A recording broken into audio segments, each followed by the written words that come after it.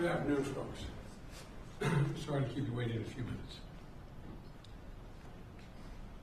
45 years, the United States Supreme Court has recognized the college's freedom to decide how to build diverse student bodies and to meet their responsibility of opening doors of opportunity for every single American. In case after case, including recently, just as a few years ago in 2016, the court has affirmed and reaffirmed this view, that colleges could use race not as a determinative factor for admission, but as one of the factors among many in deciding who to admit from a already qualified pool of applicants. Today, the court once again walked away from decades of precedent and as the dissent has made clear. The dissent states in today's decision, quote, rolls back decades of precedent and momentous progress, end of quote. I agree with that statement from the dissent. The court has effectively ended affirmative action in college admissions, and I strongly disagree with the court's decision. Because affirmative action is so misunderstood, I want to be clear, make sure everybody's clear about what the law has been and what it has not been until today. Many people wrongly believe that affirmative action allows unqualified students to be admitted ahead of qualified students. This is not how college admissions work. Rather, colleges set out standards for admission, and every student has to meet those standards. Then and only then, after first meeting the qualifications required by the school, do colleges look at other factors in addition to their grades, such as race. The way it works in practice is this. Colleges first establish a qualified pool of candidates based on meeting certain grade, test scores, and other criteria.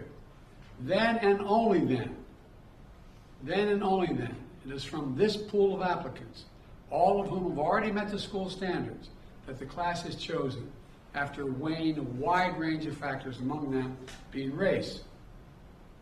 You know, I've always believed that one of the greatest strengths of America, and you're tired of hearing me say it, is our diversity.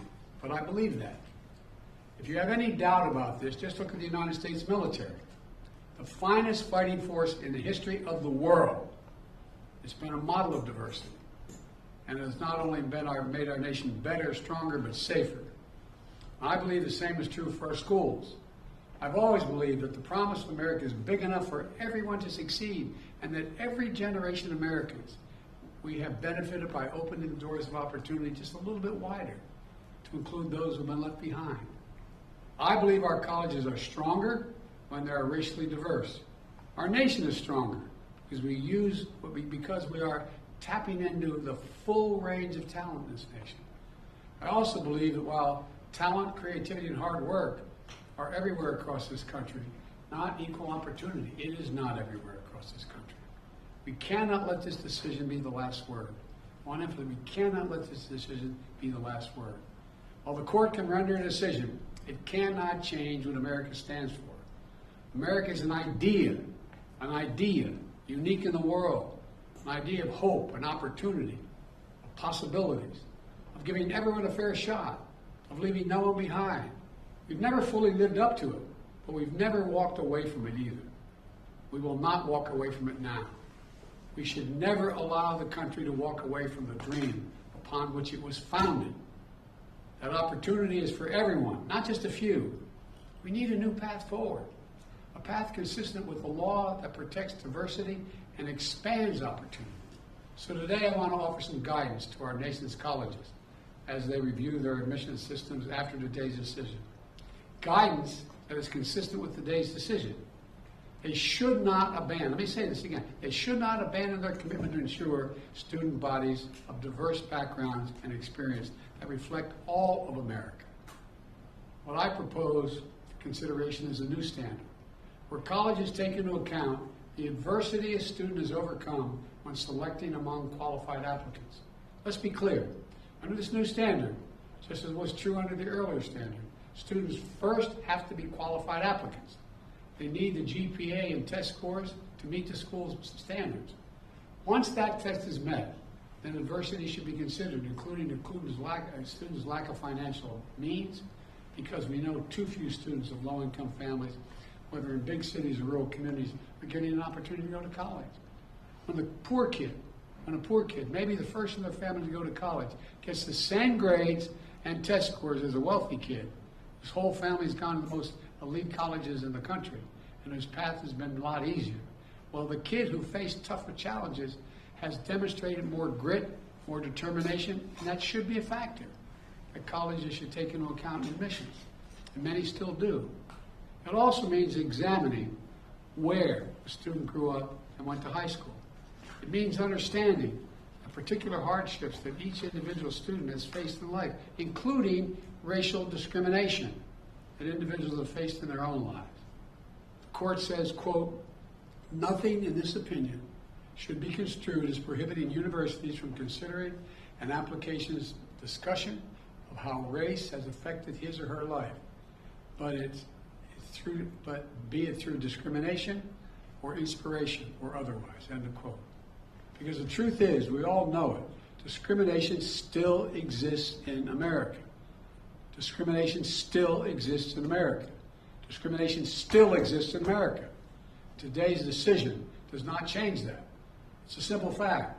If a student had to overcome adversity on their path to education, college should recognize and value that.